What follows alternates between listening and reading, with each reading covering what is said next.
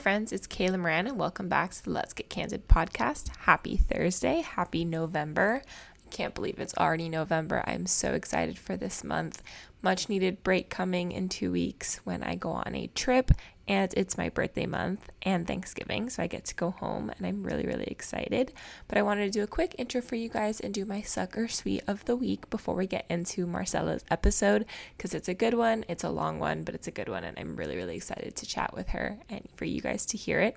But my suck of the week was that on Friday, our Halloween party, so on the 29th, my water got shut off for 20 hours, and I was hosting a pregame, and I told everyone, please come in a little bit, still don't have any water.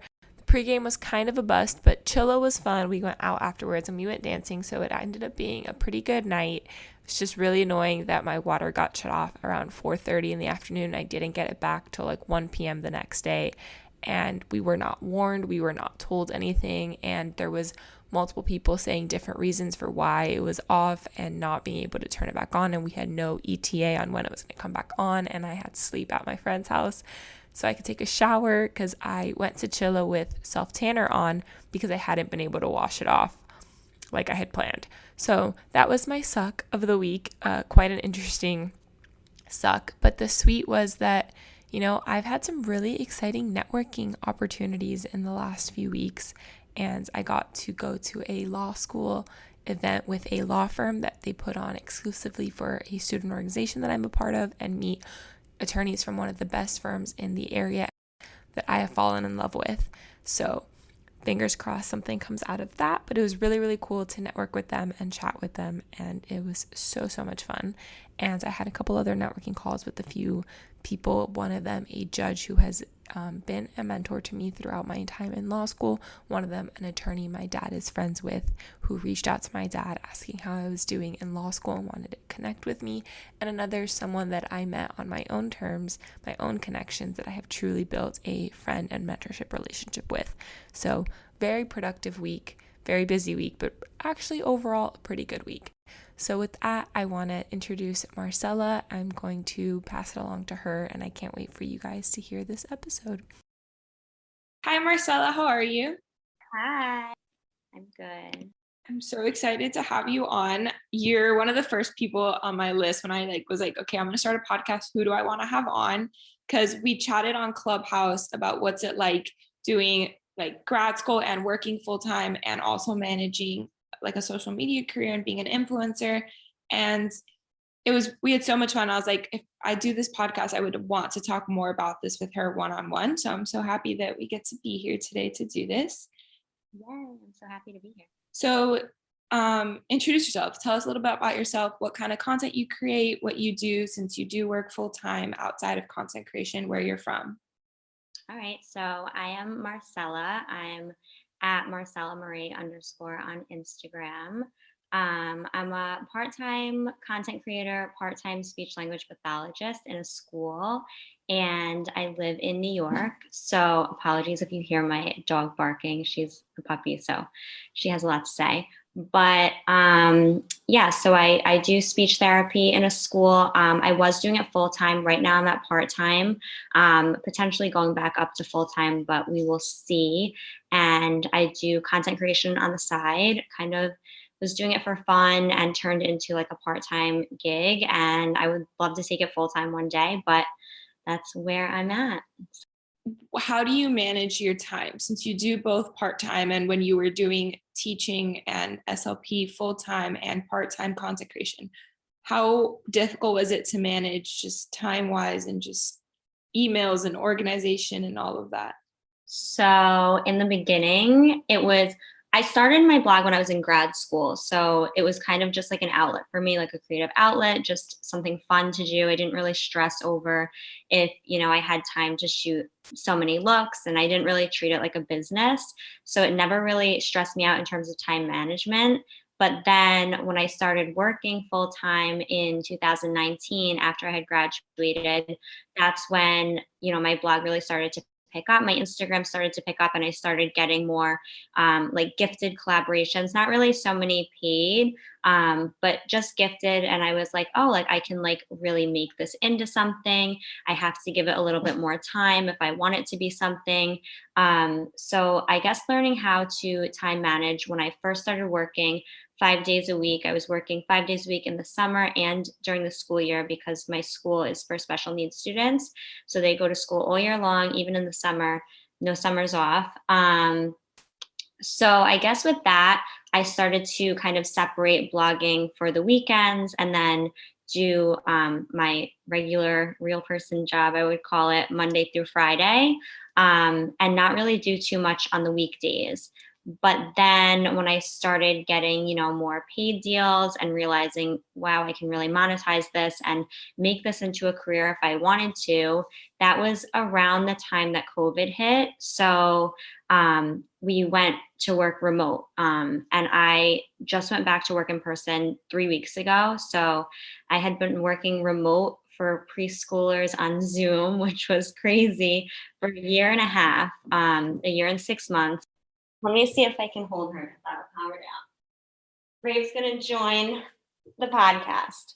Oh, good. We love Brave. She's so cute. I'll post a picture when this goes live so people can see her. So what I was saying was, when COVID hit, then, I was working remote for a year and a half, and I wouldn't say I had more free time, but I kind of had like the freedom to, on my breaks, I would put all my time into the blogging, and I didn't really have like the time where I was commuting or when I was on a break at work, like that was when I would just put all my time into blogging basically.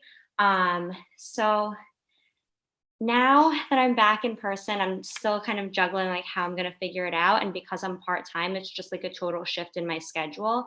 So I'm working like Mondays through Wednesdays in person, and then Thursdays through Sundays I'm off, which is nice. So I kind of can like separate it completely. And then Thursday through Sunday, I just treat like my blogging is my 9 to 5 job. But that's kind of how I've been doing it, kind of just rolling with the punches. My schedule's like always changing, so just seeing what works best for me and my schedule. Yeah, that makes sense. And it is nice that you have those extra 2 days off. I can only imagine just being full time and with the commuting and stuff. How long is your commute?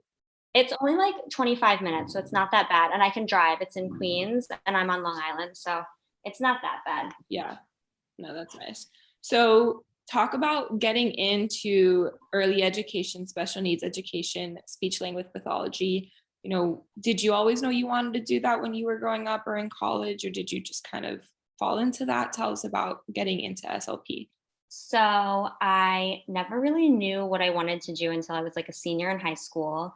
And I had always like dabbled in the idea of working in fashion. Like that was always like my main goal, was working in fashion. I wanted to go to FIT. I wanted to work in fashion merchandising and design and everything like that. I even like looked into interior design and just kind of anything that was in the realm of fashion, or just styling and designing. And I kind of was like looking for a safer option, if you call it, because it's really hard in fashion, especially in New York, to get a job and then make your way up.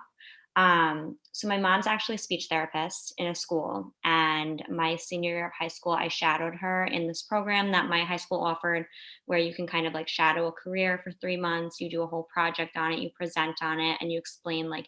That's such an amazing opportunity. Isn't that? It was called. I'm trying to remember what the program was called, but it took place of like two of your classes in high school.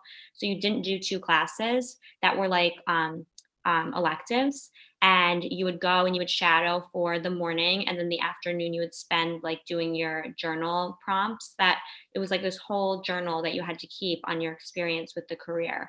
Um, so luckily enough, I got to shadow my mom, which was like so cool. And I really loved the career. I loved working with the kids. I felt like I was making a difference. I got like a rewarding feeling from it. So I decided I wanted to go to school for that. It also was like a a solid income. I felt like I would be comfortable if I got that job. And I know it's like not the most important thing, but it is important to make sure like I was going to be comfortable living wise. So I went to school. I went to SUNY New Paltz and got my bachelor's degree in communication disorders. And then to be a speech therapist, you have to have a master's. So I moved to Long Island and I went to school, got my master's here.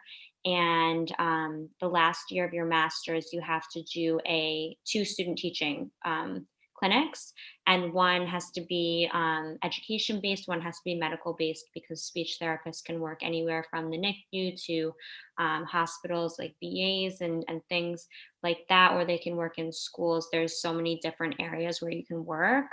I knew I wanted to be with kids. I did not prefer working with elderly patients. I didn't like the bodily fluids coming at me when they were talking. It was not for me. Um, so I actually got hired at the place where I did one of my student teaching externships. They hired me right after, and that's where I am right now. Still working there. It's a preschool, but they do have like some school age. It's predominantly uh, autism based. So a lot of the students have autism, others have special needs, and yeah, I really like it. I I like it, but now that I've been doing the blogging and influencing and working in fashion, I know that's where like my heart is at. And a lot of people I know, like you can love your job, but you can also have like a passion for something else. So that's kind of where I'm at. And I kind of struggled with it for a little, like thinking like, oh, is it okay if like I love like two different things that are like completely total opposite ends of the spectrum? And I'm like coming to terms with it now. But yeah, that's kind of how I got into speech and where I'm at right now. Yeah. I struggle with it too. And being in law school, and I was like, and fashion and like social media, I was like, they're two completely different things. Like I feel like I have like A two double life. yeah, double life. And then I started realizing in my clinics at school, um, that there is a way I could do both, like entertainment law, social media law, sports law. Like it is a thing. I have a friend who's in entertainment law, my best friend, and she loves it, like loves it. She does a lot of like music and film. She is in law school too, actually. I should connect you too. She's in her last year.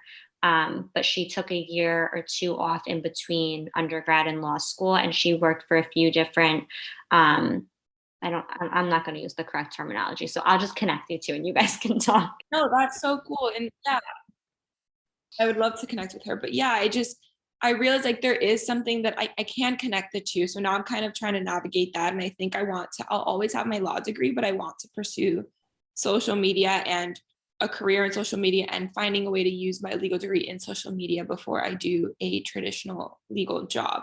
That's so cool. You could work with like contracting and stuff like that because You and I, we both read contracts for brand deals. Like, and if you don't know how to read a contract or don't want to, yeah, learn, like you can sure. outsource that. So that's where a lawyer can come in. So I'll see where that goes. But I want to talk more about, you kind of mentioned it, the different career paths you can do with a master's in speech therapy. So you chose the kids route. Some people can work with elderly patients, can work with VA patients, can work with like I know there's so many different kinds. So can you talk a little bit more about the different Sure. paths you can do? Of course. So great. She like hears people. Stop it. She hears people in the hallway. She's saying hi. But yeah, so there's so many different things you can do. When you want to work with kids, not even just school age, there's something called EI, which is early intervention. And that's working with kids 0 to 2 years old. So little babies, working on, if they have like a delay in their speech development, even a delay in like their motor development. You can work in the NICU with babies who are like premature and they need feeding therapy. Speech therapists can do feeding, swallowing therapy. Then you get to preschool, which is what I'm in, and they call that CPSE. Um, and then you move to school age. You can work in school age in elementary school. Therapists also do like private practice. So kids who aren't qualifying for services in the school, but the parents still want them to get those services outside of school. Um, a lot of parents will opt for like an in-home therapy service, or just go to a private practice if they can't get those services through the school system. I know every state is a little bit different with how they go about that, but New York City and New York schools in general are just another breed. Um, then moving up, there's a lot of different types of adult therapy. I'm not like super skilled in them, because even in my externships, I didn't choose to do any adult therapies just because I wasn't interested. But there's services in hospitals, in, like I said, the VA, any hospital, people with aphasia, so people who have had strokes, people who have had any sort of like brain damage, and it affects their speech. Speech therapists work with all types of patients in the hospitals. And then I'm trying to think of the word that we use for this. I know my school offers a program, but it's basically for our students when they graduate high school and they enter real life, specifically students with autism, and getting them jobs and helping them learn to like live on their own. I know different places call it different things, but there's so many different things you can do with speech therapy, which is why it's like a really good career choice for a lot of people, especially if you don't know what you want to do. You want to help people. If you want to do something that's kind of like being a teacher, but you don't want to be in a classroom, if you want a mix of like education and medical, there's a lot to it. So it gives you a lot of options. Yeah. I like that. I like that there is a lot of options, and similar to law school too. People like, I think people think SLP and they think like in school, like little Yeah. kids or like kids with lisps and like things like that. But I couldn't even tell you the last time I worked on with a student, the last time I worked on like an actual speech sound like production, like a letter or like a lisp. I don't work on that because my kids, I work on more like language based therapies. So, things like their ability to understand and respond to questions, their ability to read a text and tell me details from it, to describe things. Like a lot of language based therapy is what I work on. Occasionally, I'll have a speech sound that we work on, but that's like the most like tiny part of it, I feel like. that's like what we know of, and same with law. Like you can do so many things with a JD, and but people always think of like the courtroom lawyer. So I like that we get to talk about that and share the different Yeah, avenues. for sure. Talk a little bit about what the master's program itself is like. How long is it? What it really looks like? What a day in your life was like as a grad Oh my student? gosh, don't bring me back to that place. So, grad school, it's technically it's 2 years. It's 2.5 because it's your first year, it's that summer, and then your second year. So you do go to school in the summer, but the second year you're done in May or whenever your program ends. You don't have to do that extra summer. I'm trying to remember. I feel like this was so long ago. I started grad school in 2017. I was done in 2019. So my first year, you have classes all 2 years.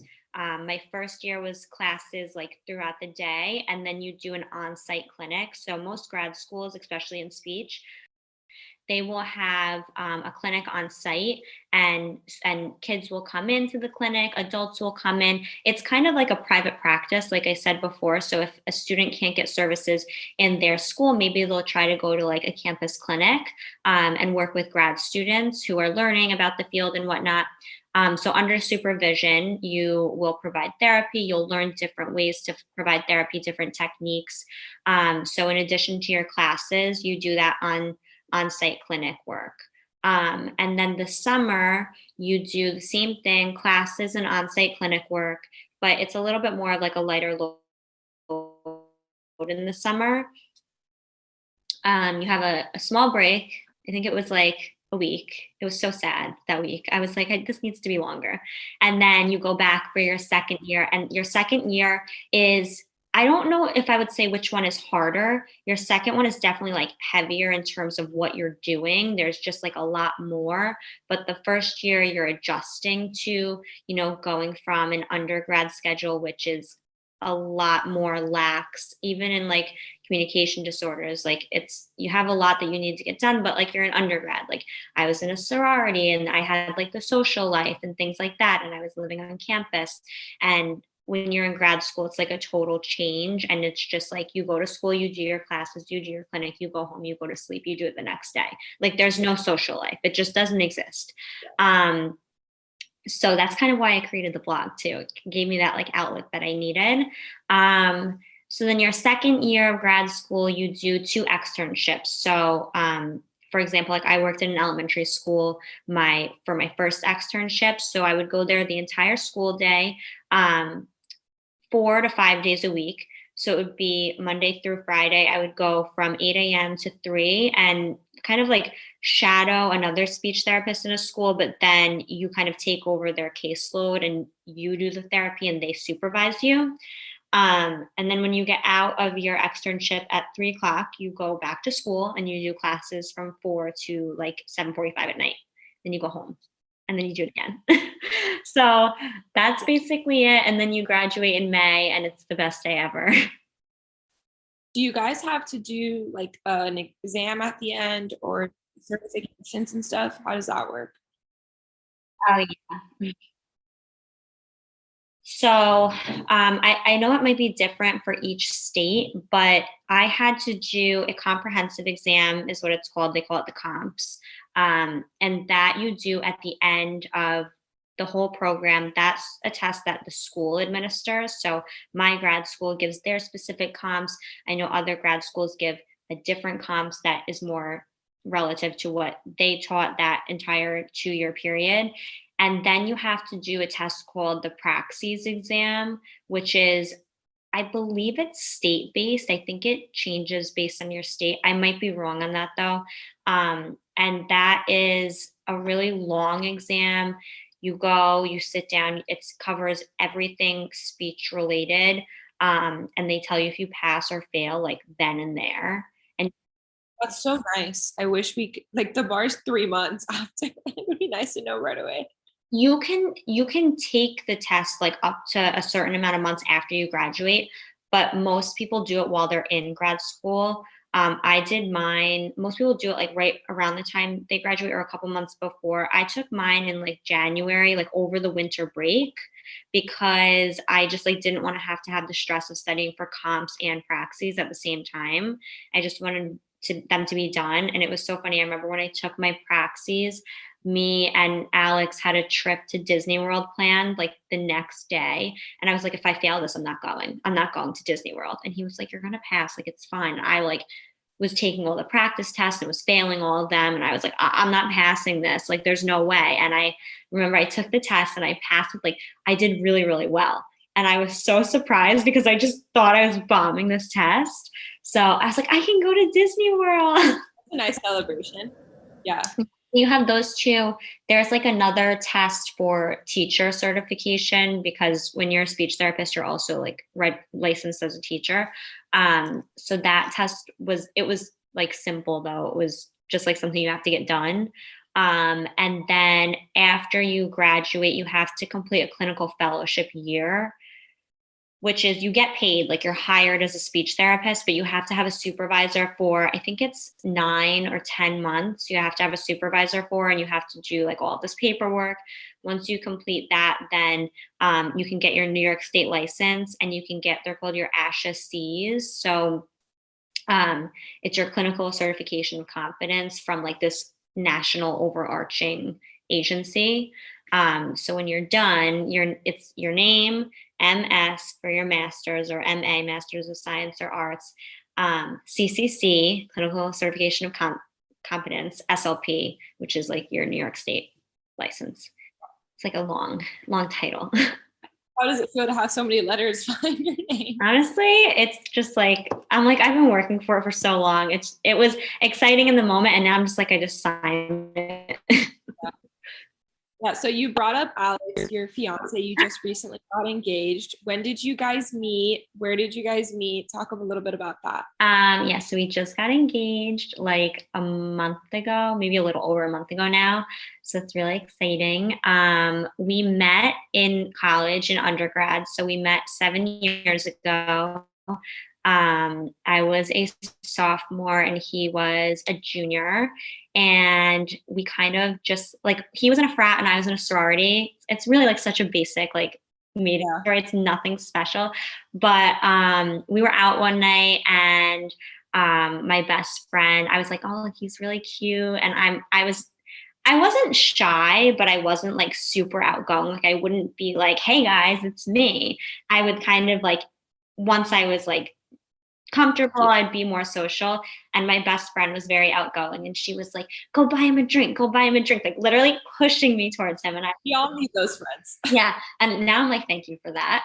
And I was like, I don't know. So I go and I think I got so nervous. I bought like him and all of his friends like a drink. And I like woke up the next morning and I was like, I just spent so much money. Like I just spent all this money on like drinks. And so whatever, I guess the next time we went out, I saw him again. He came up to me and he was like, thanks for buying me a drink. Like now I owe you one. And I think that's how it That's a good way to get them to come back to you. Like they owe you a drink now because you bought them one. That's a good tip. yeah. And then we literally just like were like inseparable since we were like dating for a couple months and then like 3 or 4 months in he asked me to be his girlfriend and he actually like 3 weeks after he asked me to be his girlfriend he transferred back home to Long Island to do school from a closer university and we did long distance for let's see, I was a sophomore, junior, senior, like 3.5 years. We did long distance and we had only been together for like 4 months. Wow. Talk about that. What was long? I mean, you guys were relatively in close proximity, but Right. still like different cities. But what, like, do you think that's made it easier or harder that you guys are so close but so far? Like, what was long distance really like? And when did long distance end? Like, when did you guys Right. like? How did you guys decide? Like, okay, like end goal, we're gonna be together. We're living here, like in this many like Right. months, whatever. So we were together for a few months and then he moved home. I stayed I was upstate at college and he was back on Long Island. And so we kind of just like made it work in terms of, making sure we always had like a date to visit. He was in school so he couldn't just like come whenever and I couldn't go down there whenever.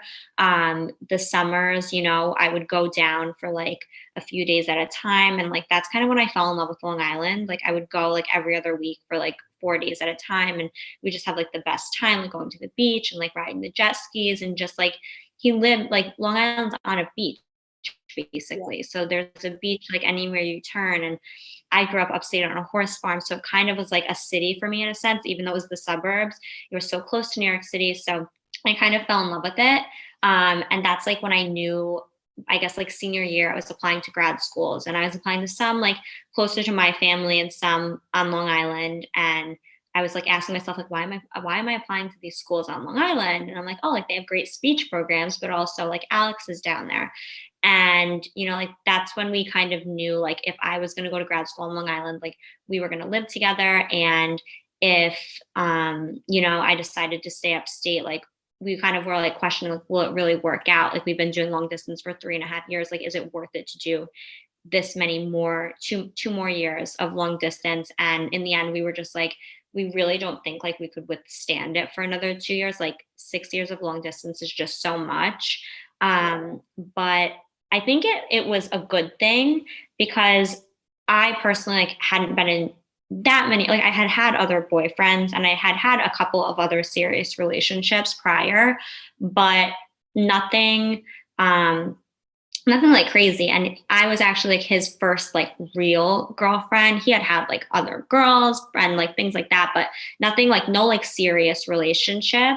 So I think it was good that we were able to like spend that time apart and like we were in our like young 20s and we kind of needed that. I feel like if we were together and in the same college and living like 10 minutes apart from each other, we just like wouldn't have had that time to like be in our 20s and like grow individually, if that makes sense.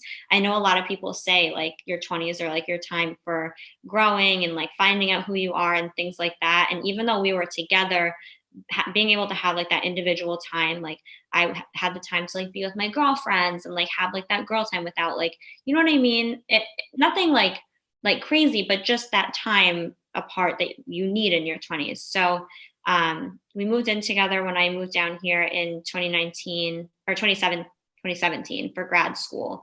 And we've been living together for 3 years. So we've been together for 7, and we got engaged in August 9th, and it was the best day of my life. And I'm so happy. And now we have a house together. Well, we're moving in soon, but yeah. So That's such a good story. And I think it's so true what you said too about, being in long distance, like you had that ability to have your own separate lives, but you're choosing to be together and you're choosing right, to put effort in and make the time, but you're not losing your own identity in someone, because it's exactly, too in your 20s or in college relationships when you're like literally together 24/7. exactly. That's such a good way to look at it, because some people like have this like long distance relationships have this really like bad connotation, but they can be a good thing if you're mature enough and like there's an end game End in sight. goal, yeah, exactly. If you have an end goal, if you have like a plan to make it work, and you're both like on the same page, like don't get me wrong, like we definitely had like our difficult times, like any other relationship. Like we're not a perfect relationship, but like we're each other's best friends, and I think like we're also like somewhat different in a sense. And I think that's like what makes us work like so well together, because like now, like everyone, like all of our friends know us as like best friends before being like in a relationship. Like we do everything together. Yeah, because you had to talk so much and really like your relationship was talking and FaceTime and Mm-hmm. for so long that you really get to build that true that friendship, that foundation. I think that's so special. So you said you are moving into a house, so you guys are building a house. Talk a little bit. First, tell me about the engagement. I want to know the engagement story, and then talk about building a house The together. engagement story is my favorite story to tell. It's like it was like a movie. So it kind of ties into the house because we bought a house last October. We have been renovating for how long? We started renovations like December, January of last year, because with COVID, like all of the permits and everything just took forever. So we kind of just had to sit and wait for a few months. So started renovating. We should be moving in around like April if all renovations go on schedule. So right now the house is like down to just like framing, like it's down to nothing. We can kind of see like the new rooms that are coming up. It looks like the house that we're building now. So he decided to do it there at the house, in the backyard. And we were going away to the Bahamas that week that he proposed to me. And so we had a few other trips this past summer, and I had a feeling it was going to happen this summer. I was like, we've been together like almost 8 years. Like it's going to happen. We bought a house, we got a dog. Um, and I had been like hyping myself up like every vacation, like getting my nails done, like making sure I had like this like plethora of white dresses to choose from. And like every trip, like it didn't happen. And I was getting like really discouraged, but like I didn't want to tell him I was discouraged because I didn't want to ruin it for myself. Um, and he would like say things like to mess with me. So like I knew what was happening this summer. And so when it didn't happen, the trip before the Bahamas, I was like, that's it. Like it's not happening. Like if it happens, it's happening in the Bahamas. Like that's the last trip of the summer. I don't know what else to say. So I was not even like thinking of it. He did it on a Monday. We left for vacation on a Wednesday. So, and the weekend before that Monday, our best friends just had their engagement party. So I was like, he's not going to do it on the same weekend as our friends' like engagement party.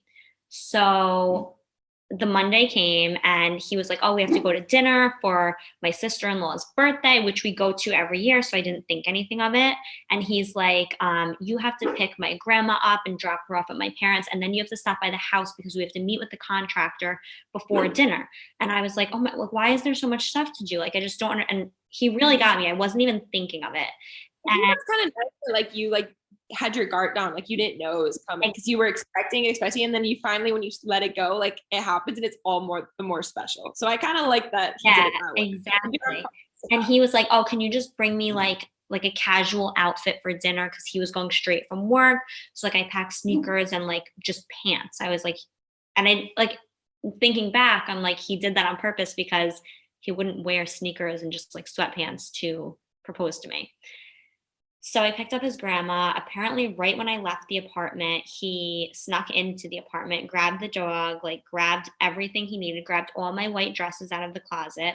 He gets to the house. I like dropped off his grandma at his parents. His parents were like saying I had to bring like this paper to the contractor to like throw me off even more. So I'm like, okay, like I get there. He's like, meet us in the back. Like we're in the back looking at the back windows. Had no idea. So I walk through the house and he has the backyard like all set up. He has like this I don't even know what you call it. It was like this big like white arch thing set up with like roses all over it and like roses on the ground, roses like everywhere, and like a sign that says like, will you marry me? And then I don't know if you know who Madison Lane Photo is. Yeah. She does like a lot of photography in New York. So she sometimes will shoot me for my blog. And he like DM'd her and like had her there and she was doing pictures. And Brave was there. Brave was like the star of the show. She had the ring box around her collar. And I was like, oh my God, like he really got me. I had no idea. I was in like jeans and like a button down. It was white.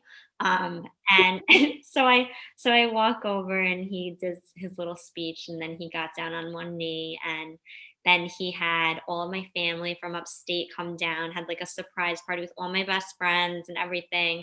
And then we went on vacation like the next day. So it was so nice. It was like everything I could have wished for. I was so happy he did it while I was home so like I could be with my family. And like he did it like if he did it on a beach, like in the Bahamas, like it would have been so nice and like luxurious. It's not special. And then you go and get to celebrate it with your family right then and there. And then you get to have that trip and your Bahamas trip. And also like, I just love the idea of like the tradition that like, this is like the house that like we plan to spend forever in. And like, we plan to like have babies in. And like, I can tell like my babies one day, like dad proposed to me like in our back. Like I have goosebumps.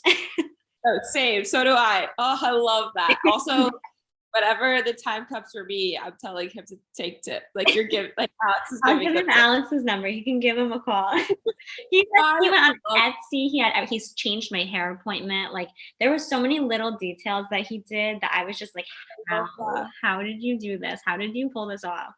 And the photographer and getting someone that you work with like already, so they know you and they know like what you like and your style. Yeah. And love that. Exactly. So we're gonna do an engagement shoot this month in October. So I can't wait. The engagement looked beautiful. Like you didn't put all of it online, which I like that you kept it to yourself. Yeah. But you posted like a few pics.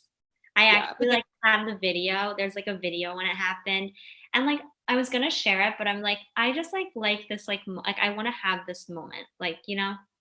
You can share it later on in life, but right now keep it for you. Exactly. But I love that story. Like I'll send you the video. You can see it. Yay. I was getting like goosebumps and like the whole time you were talking, like, oh, I love that so much. Alex, like you need to like start a consulting service for like how to propose. That was amazing. Oh, I love it. And then you guys got to go celebrate in the Bahamas and that trip was incredible. So fun. So fun. It looked beautiful. And I had just been to the Bahamas, I think, right before you went, but you were in a different part of the Bahamas and it was just like so pretty. That was the first time we ever went. We had never been and we wanted something like close, like that was easy with like the COVID restrictions. We felt like really safe the whole time. It was just like, it was such a nice getaway. Like I said, we went on a few trips during the summer, but more like local. So it was our first like big vacation since before COVID. So it was just like so nice to get away, the two of us. Like also like with COVID, like we live in a 1-bedroom apartment and like we were together like at all times. So I think that was like a big statement for our relationship too, that we could withstand that. That's true. And I think that's another good thing too. Like you go from long distance, not really being together all the time. So then all of a sudden you're literally 24/7 on top of each other. Yeah. And that goes to show that it was truly meant to be, that It's like you like a guys make it or break it situation. break it, you guys can withstand it. And now, as we're hopefully opening back up the world, you get engaged, you're building a house, you go on this big trip. So I want to talk a little bit about your style and like your photography style, your like fashion style, like a little bit of like content shooting tips and things like that. Sure. So yeah, like because you have such a like cottage core, but also edgy, but like New Yorker, like I then don't know you're what I am. so good. I love that it like you, depending on the season and depending on where you are, you kind of transform your style, but you're very into fashion and design and all of that. So how did you find your style? Like where do you like, and content shooting tips and like where to shop, all of that? So I guess for like style inspiration, I kind of lean more towards like Pinterest. Like I find a lot of my outfit ideas on Pinterest, but there's also just like styles that I'm personally drawn to. Like you said, like the cottage core. Cottage core is so like, I don't know how to explain it because I'm not like full on cottage core, but I like to like mix in like certain things. Like if it's summer and I'm shooting upstate, I'm like, I'm gonna go in a field in a fairy dress and like go full on cottage core. But I also like bringing cottage core into like fall, and like I wouldn't even call it like cottage core. I think it's more of like a Parisian like style. Like I love that. I like shooting in the city, like in Soho and things, but to me, like that gets boring just because like not that in a bad sense, but like everyone shoots in Soho and it's beautiful. But like I like to do something like I like to mix in Soho with like some beautiful buildings that I might find in upstate New York, or like beautiful buildings that I might find on Long Island. And the background like is really important to me. I know some people it might not be like So you are really good about like the scenery and like the whole picture, not just you and your outfit, yeah, which like, I in the end, like the point is to showcase the outfit, especially if I'm working with the brand, and like generate sales for that brand. Like that's the end goal. But I think like making sure you pay attention to things like the way your background matches your outfit, or the way the vibe of the background goes with the outfit. Like if I'm shooting combat boots and jeans, like I'm not going to shoot that in a field or in front of like a European style building. I'm going to shoot that in the city or like in a parking garage or something like that's a little bit edgier. And I think just finding a way to make sure that the backgrounds aren't like too extreme too, and that they can blend well together. Like for example, I just shot all this content in Soho for Fashion Week. And then I went upstate and I found these buildings that like remind me of like European style buildings. And just the way like they flow, I'm very into like planning out my feed. I took like Nissan Raiders Mind Your Business course, and I learned like a lot about styling my feed and just organizing it a certain way from her. So if anyone needs like tips on planning your feed or anything like that, I really recommend her course. It was like so helpful to me. And I think it transformed my feed a little bit. I think I now kind of think more into it, which is a good and a bad thing because sometimes I can get really caught up in it, but also just like kind of not taking it too seriously at the same time. So, like, thinking about the details and thinking about the idea that you want to give to your audience, but also like not thinking too hard about it because there's certain things that your audience won't notice or they don't care about, like, to be brutally honest.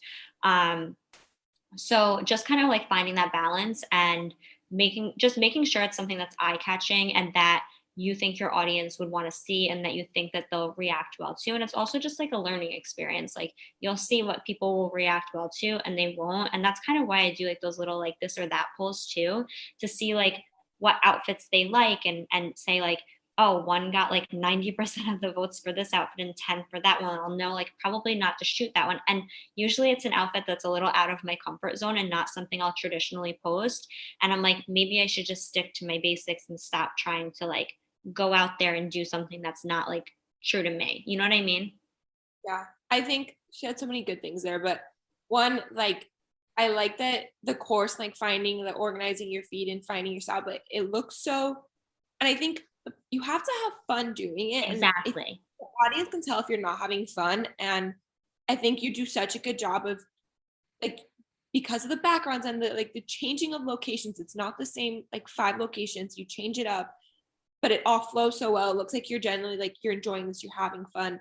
It looks effortless, which is so like entertaining as an audience to watch. And it's so pretty. Thank But you. also, like, and I love that, like, I haven't taken her course, but I've heard a lot about it. And I just, it was honestly fun. Like I did it on like a day off and I just like got through all of it. And she's like so cute and so like fun to listen to and look at too. I love her. yeah.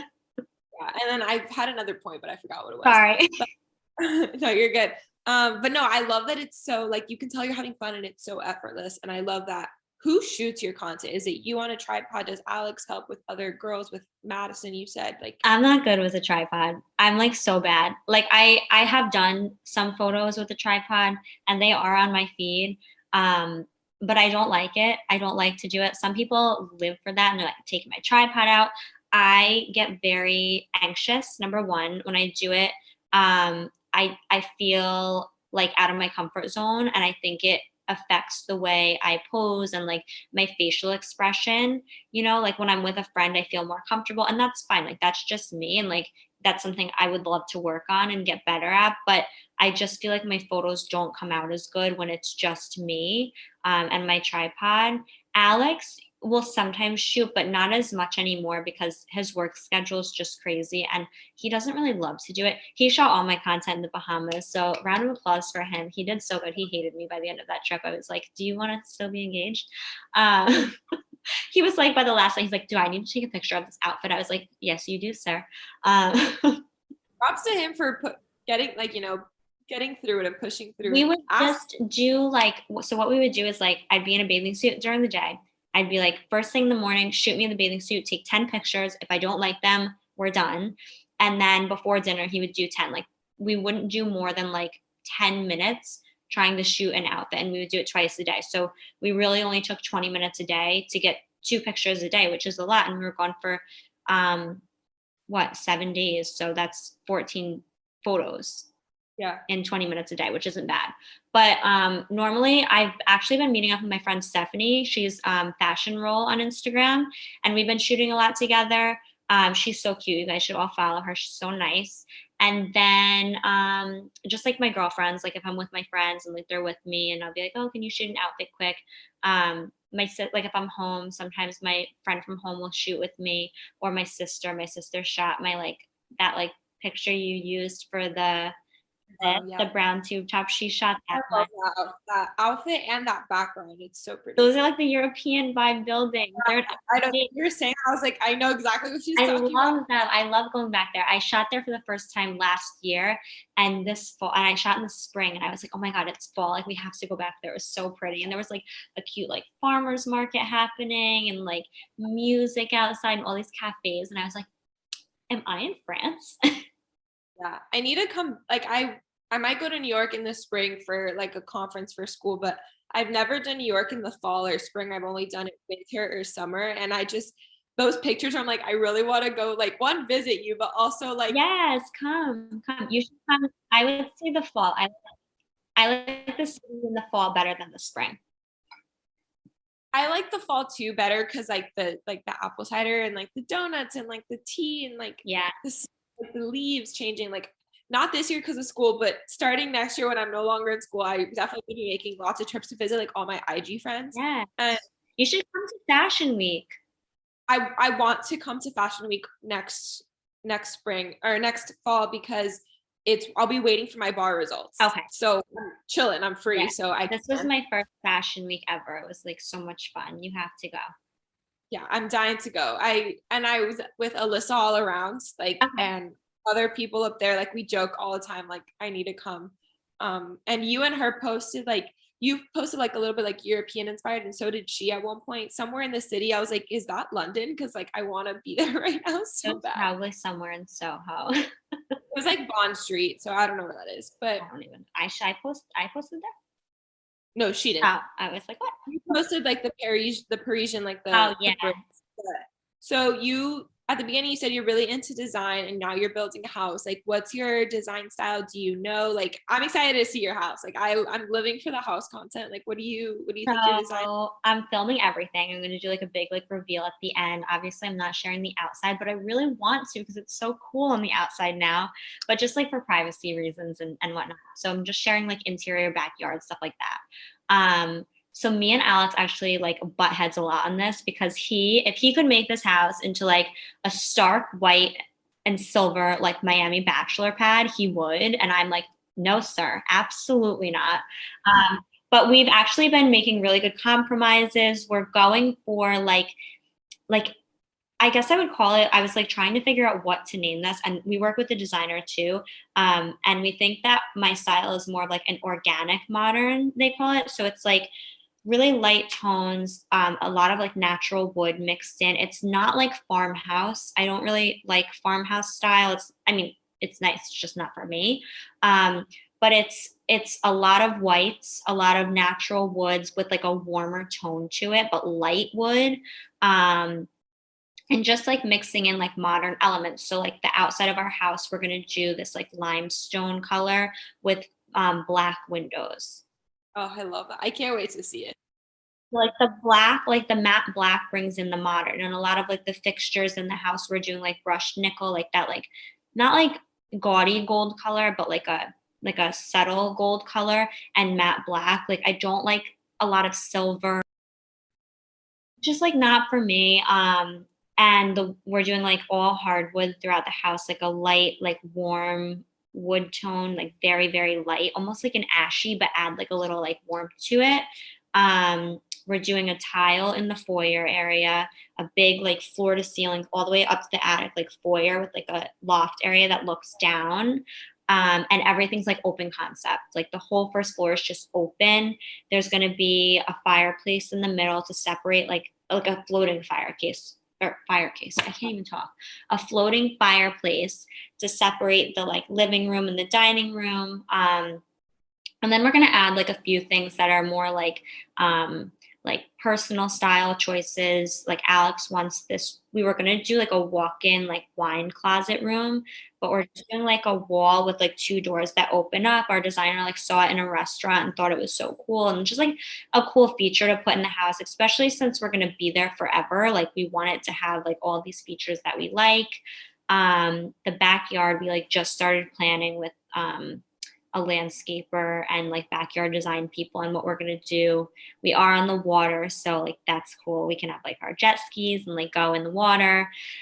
But yeah, it's like all coming together. There's like plumbing and electric there now. I know it's like so boring, but I'm like, there's electric. That's a big, I mean, I've never built a house, obviously, but my aunt, uncle built a restaurant, and just hearing all of the, so I know the plumbing, electrical stuff like that. And those are big, like those are important things. Those are big. Yeah, it seems like nothing, but it's like, yes, it's going in. They put like temporary stairs in, like they put this like metal beam in. When they put that metal beam in, it was like the best day ever because they know they can move forward like with other things that, you know, are more noticeable. Things like that people won't see and like that are behind the scenes, but they're exciting for us because it's like one more step forward. But like our tubs were getting delivered, like our picking out like faucet handles is holy crap. We were in that store for like 3 hours to pick out our master bedroom like faucet handles. No, your style is a lot like similar to mine, like what I envisioned for my house. So just love. I cannot. The limestone. We were watching like Amazing Home Rentals yesterday on Netflix. I don't know if you've watched that show. No, Yeah, oh my God, you have to. But they did season 2. They went to this in like California, this vineyard where you can do weddings, and it was like limestone imported from France. And I was like, can we get Florida limestone for my house? Because like French is a little too expensive, but like the look of the limestone, yeah, like it's so nice. And there's like so many different textures and like different like variations in color that you can do. It's just like it's modern looking, but also gives you like, I like to say like warmth, I guess, because when I think modern, I think like stark white and like, but I like adding in like warmer tones and giving it a little bit of like a traditional vibe without being too traditional, if that makes sense. And that's where I think like organic modern. I would say I'm more like I want like the warmth and the traditional, but with like contemporary and like I love like the that you were saying like the white wood floors, like the warmth, and I want like a lot of like either like the black or the brown iron like windows and for gold like faucets and like metal finishes, but also like lots of greenery and like natural lighting and like so we have very similar You like style. organic modern. Yeah, I didn't know that was a thing, but I like that term. I'm It sure took me a using. long time to find that term. I like Googled, I was like, what is my style? Yeah. But I mean, that's the cool thing about it being your style. Like you get to make it up and like it doesn't, you don't have to. I like that too. You don't like the whole, like, you don't like the farmhouse. It's not for you. Like you don't have to do what the trends are. Like you can make things your own. You can take a little piece of little different trends and like make it your own style. Exactly. And you don't have to like cookie cutter, like set yourself into this one style. And I think like I kind of think that way for fashion too. Like you just don't have to be like, why like stick yourself in a box, you know? Agreed. What's next for you? So you are possibly going back full time to work. You're growing this social media business. You say you might take it full time. You're building a house. Soon to be a wedding in the future. Like what's next for you? What do you? Yeah. So I don't there's so much. I just feel like this is such like a big like phase in my life right now with like you said, like the house, and now we're like wedding planning and we have a dog, and you know, like my Instagram's like kind of taking off, like in a sense. You know, I definitely grew it in like a short period of time, and I'm seeing that like I could potentially take it full time, and you know that's the end goal. So I guess right now it's just like really like working hard and trying to make those connections happen and make this a full-time thing. See if we can stay part-time at work for the time being and just at my real job. It's not my real, like I have two real jobs now, but I still like I can't like fathom it, I guess. Um, and yeah, just keep growing and meeting people and making connections along the way and enjoying it. Yeah. So much to enjoy. I cannot wait. One for the house, two for the future wedding because it's gonna be stunning. The wedding's pressing And me out. I have like calls today for that, and I'm just like, I try. I'm sure. I'm sure it's stressful, but I know it'll be beautiful, and I can't wait to see it on Instagram. And yes, sometime next year, 2022, 2023, I will be making a trip, and we're gonna either Fashion Week or Yeah, for visit, like officially meet in person. But thank you so much for coming on the podcast. I It's so much fun chatting with you. I love you're one of my first like IG friends that have become like IRL friends, even though we've never actually met. So like, oh, I'm so happy we got to talk about me. this It was because so fun. I felt like I was just like chatting, like I can't wait for everyone to hear about this, and everyone needs to go follow you because your style and your house and everything is just so pretty. I love it.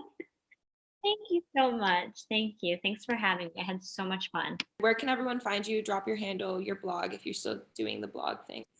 Yeah, you can find me on Instagram at Marcella Marie _ and then my website is www.marcellamarieblog.com, and everything's like linked in my Instagram bio too.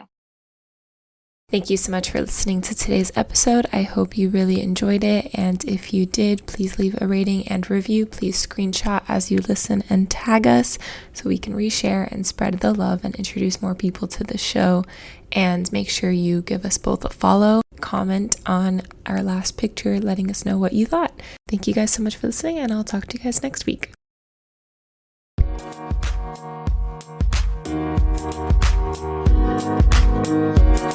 Thank you.